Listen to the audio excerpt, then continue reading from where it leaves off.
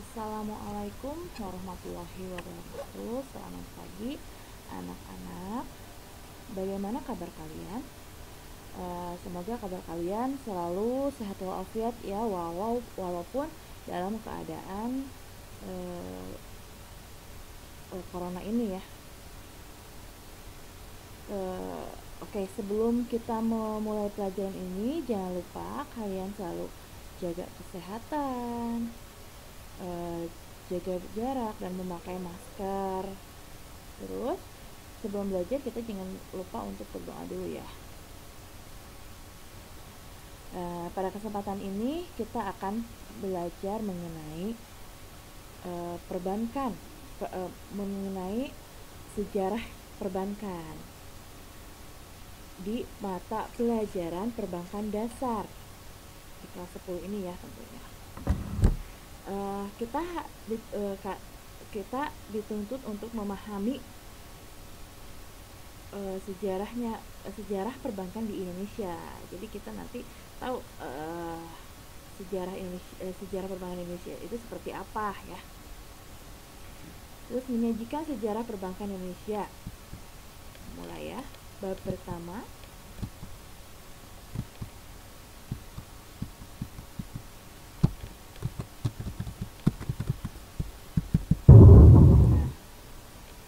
Bab 1 ada sejarah perbankan di Indonesia. Sistem kita sebelum mengenal dulu sejarah perbankan Indonesia itu seperti apa, kita kenali dulu sistem moneter yang ada di Indonesia. Di sini ada pengertian sistem moneter di Indonesia. Yang pertama ada kebijakan moneter. Kebijakan moneter adalah kebijakan untuk mempengaruhi proses penciptaan uang yang beredar dan tingkat bunga yang bertujuan menciptakan stabilitas nilai mata uang. Jadi kita gak bisa menciptakan uang itu terlalu banyak, gak bisa ya. Kita harus ada aturannya. Itu diatur di sistem moneter. Yang mengatur itu kebijakan moneter. Terus ada sistem moneter. Apa sih sistem moneter itu? Sistem moneter adalah hubungan yang interdependen antara bank dan lembaga yang dapat mempengaruhi stabilitas nilai uang. Terus ada otoritas moneter. Otoritas moneter merupakan lembaga yang berwenang dalam mengambil kebijakan di bidang moneter dan bersumber uang primer baik bagi perbankan, pemerintah maupun masyarakat. Nah, bentuk simpanan giro bagi otoritas moneter ini merupakan uang primer, sedangkan bank merupakan alat likuid. Terus di sini ada fungsi sistem moneter. Apa sih fungsi sistem moneter itu?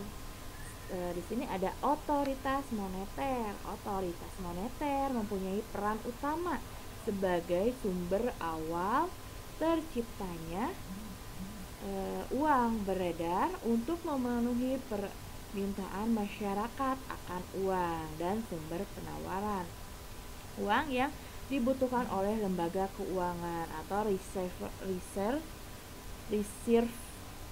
bank untuk kartal Century dan cadangan bank. Berdasarkan peran yang dipegang otoritas moneter berperan sebagai penyedia seluruhan kebutuhan uang yang dibutuhkan masyarakat. Sementara itu, lembaga keuangan disebut sebagai sistem moneter atau monetary system. Adapun fungsi sistem moneter adalah sebagai berikut. Ada untuk memajukan lalu lintas pembayaran yang efisien sehingga mekanisme tersebut dapat dilanjutkan dengan cepat, akurat, dan biaya yang relatif mudah, menjadi perantara dalam usaha mempercepat pertumbuhan ekonomi.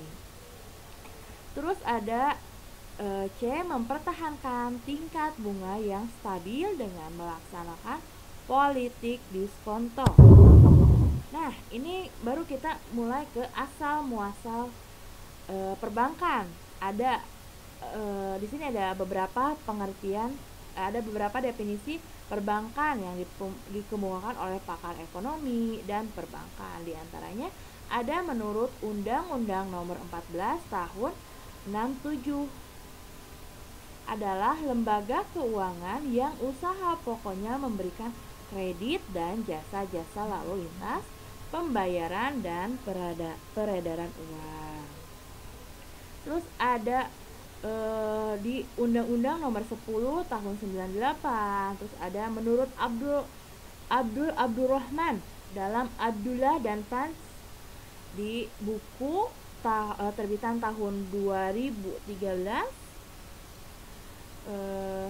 Di sini menyatakan bahwa bank adalah suatu jenis lembaga keuangan yang melaksanakan berbagai macam jasa seperti memberikan pinjaman, mengedarkan mata uang, pengawasan terhadap mata uang, bertindak sebagai tempat penyimpanan benda-benda berharga, membiayai usaha perusahaan dan lainnya. Dan di sini ada menurut Profesor G.M. Verisart, terus ada menurut Kasmir, ada menurut Taswan. Kalian bisa baca ya materinya. Terus ada asal mula kegiatan bank.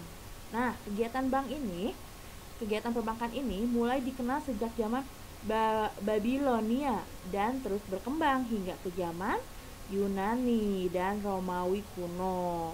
Kegiatan utama bank pada zaman itu kegiatan bank masih sekedar tukar menukar uang oleh para pedagang antar kerajaan ya.